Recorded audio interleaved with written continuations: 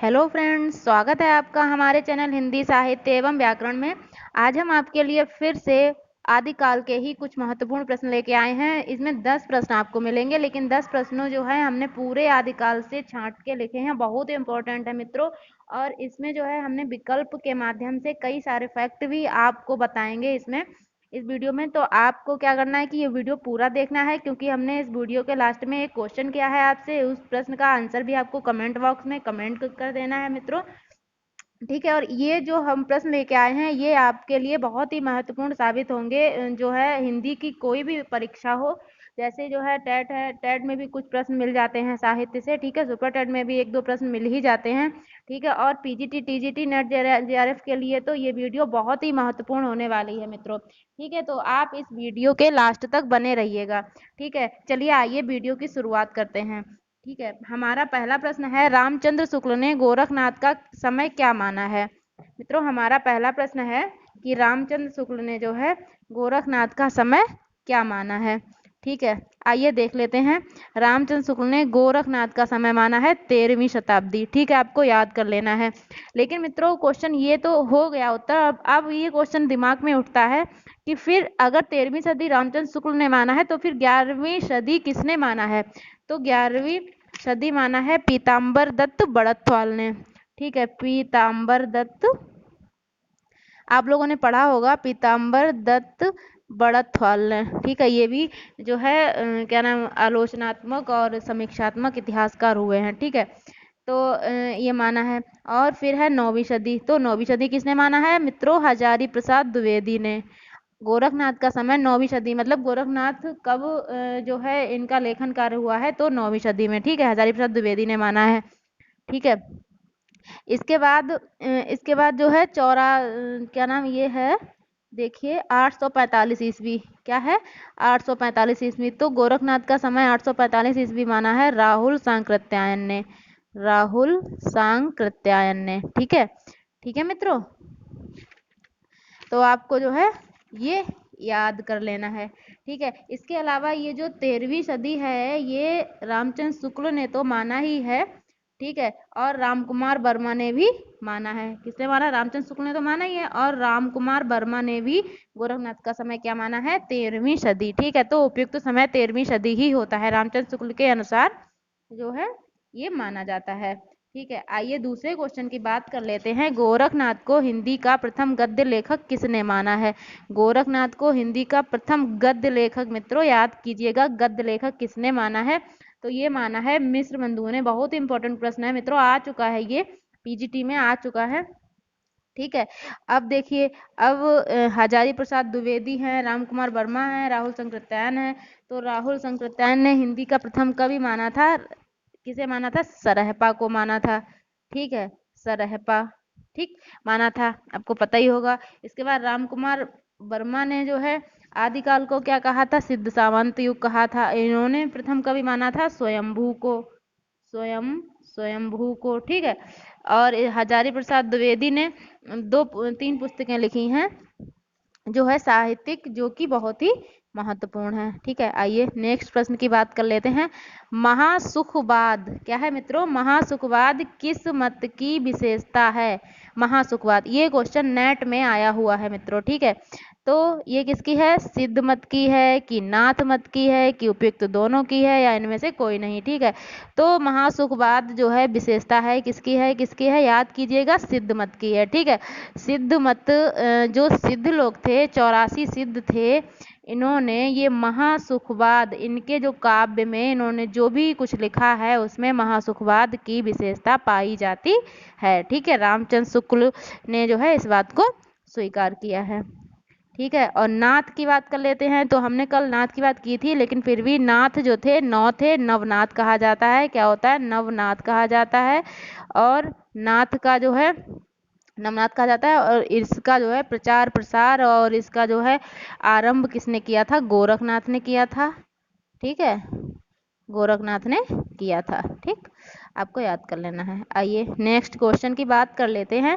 बीसल देवरासों का प्रमुख रस कौन सा है? ठीक है, बीसल देवरासों का प्रमुख रस, इस क्वेश्चन में अक्सर जो है फ्रेंड्स लोग, जो भी विद्यार्थी हैं, वो क्या करते हैं, कुछ जो है इसका गलत आंसर मतलब समझ लेते हैं, क्योंकि जो रासो साहित्य है उसमें ज़्यादातर वीर काव्य लिखा गया है। ठीक है, तो ज़्यादातर सब वीर रस समझते हैं, लेकिन नहीं, इसका जो है प्रमुख रस क्या है, श्रृंगार रस है। क्या है मित्रों, श्रृंगार रस है। ठीक है, और जो वीर रस है वो और भी जो लिखे गए हैं, परमाल रासो है, और भी जो रासो ग्रंथ लिखे गए हैं उनमें जो है वीर रस का वर्णन है, लेकिन बीसल देव रासो में क्या है, श्रृंगार रस का वर्णन है। ठीक है, आइए, और ये जो बीसल देव रासो है इसकी नायिका का नाम पूछ लिया जाता है, तो इसकी नायिका का हम आप बता चुके हैं, राजमती। क्या नाम है मित्रों, राजमती। राजमती बीसल देव रासो है, इसकी नायिका का नाम है। ठीक है, और ये जो है एक 12 मासा ग्रंथ है। ठीक है, आइए नेक्स्ट क्वेश्चन की बात कर लेते हैं। क्वेश्चन नंबर 5 है, अमीर खुसरो का जन्म कब और कहाँ हुआ था। अमीर खुसरो का जन्म कब और कहाँ हुआ था, इसका सही आंसर है ए, 1255 ईस्वी में एटा के पटियाली गांव में अमीर खुसरो का जन्म हुआ था। ठीक है, याद रखिएगा। अब आइए, ये तो हुआ था, इसके बाद ये 1673 में इटावा में क्या हुआ था, तो ये हुआ था रीतकालीन कवि हैं देव। क्या नाम है, देव। इनका जन्म जो है 1673 ईस्वी में इटावा में हुआ था। ठीक है, याद रखना। और नेक्स्ट है, ये सी है, 1168 में पंजाब के लाहौर में किसका जन्म हुआ था, ये हुआ था क्या नाम, चंद्रबरदाई का। किसका हुआ था, पृथ्वीराज, जो रासो ग्रंथ लिखा गया है उसके जो लेखक हैं चंद्रबरदाई, इनका जन्म जो है पंजाब के लाहौर में हुआ था। ठीक है मित्रों,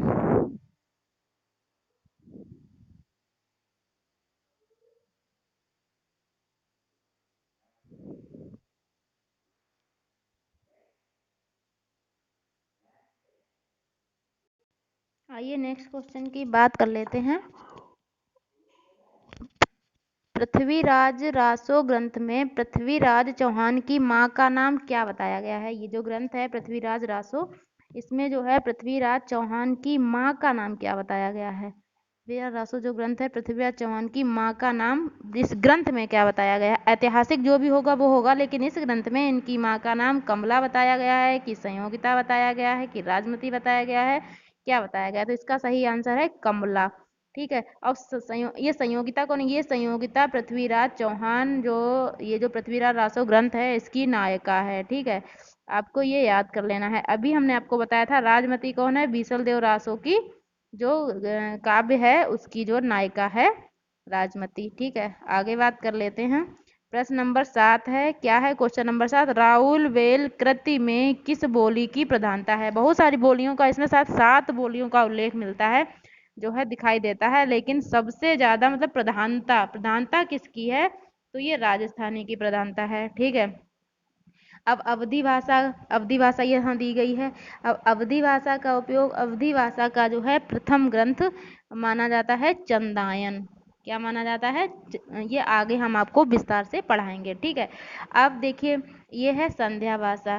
संध्या भाषा क्या है, संध्या भाषा जो है सिद्धों की भाषा थी, सिद्धों की क्षेत्रीय भाषा, सिद्धों की क्षेत्रीय भाषा थी, क्या थी, संध्या भाषा। ठीक है, आइए, डिंगल भाषा, ये भी जो है इसी रासो साहित्य में ही इस भाषा का उल्लेख मिलता है। ठीक है, ये वीर रस की रस लिखे गए जो ग्रंथ होते हैं, वीर रस जिनमें परिणत हो रहा होता है, उसी में जो है डिंगल भाषा का उपयोग होता है। ठीक है, आगे आइए, विद्यापति किसके दरबार के कवि थे। विद्यापति किसके दरबार के कवि थे, तो किसके दरबार के थे, शिव सिंह के थे, कीर्ति सिंह के थे, या उपयुक्त दोनों के थे, इनमें से कोई नहीं। इसका आंसर है शिव सिंह के भी थे, कीर्ति सिंह के भी थे, यानी कि दोनों। इसका आंसर है दोनों। ये पीजीटी में क्वेश्चन आया हुआ है, ये भी बहुत इंपॉर्टेंट क्वेश्चन है। और ये कौन थे, तिरहुत के राजा थे। कहाँ के राजा थे, तिरहुत, तिरहुत के राजा थे ये दोनों लोग। ठीक है, इन्हीं के दरबार में विद्यापति रहते थे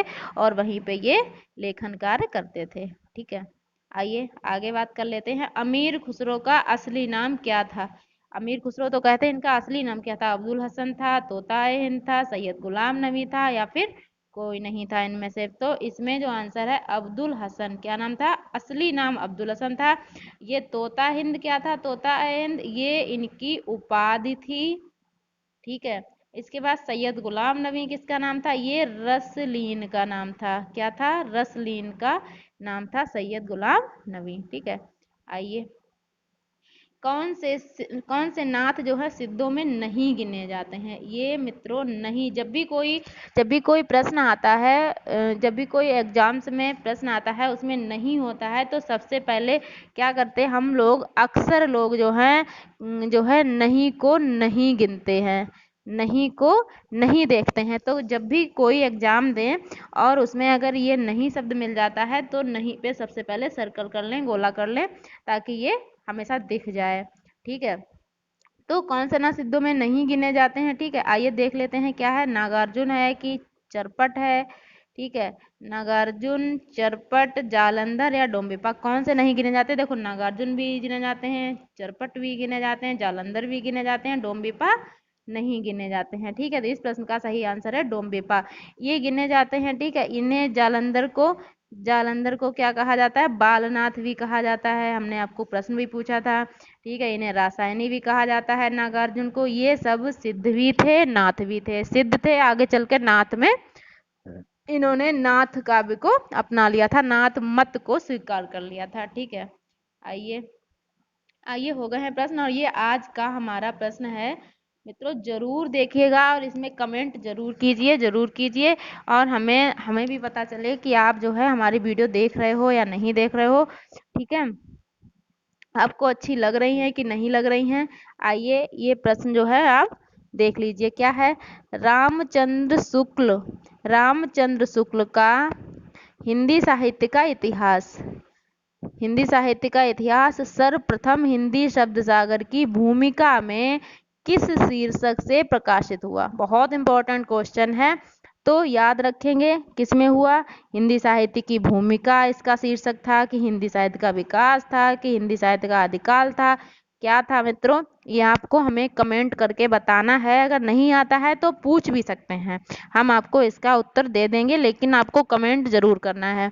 ठीक है, उम्मीद है कि आपको ये वीडियो पसंद आई होगी। यहीं पे वीडियो का एंड कर रहे हैं। ठीक है, और वीडियो आपको पसंद आई होगी, प्लीज़ चैनल को सब्सक्राइब कीजिए और अपने मित्रों को शेयर कीजिए। ठीक है, और ये वीडियो पसंद आई हो तो लाइक कर दीजिए। ठीक है, धन्यवाद।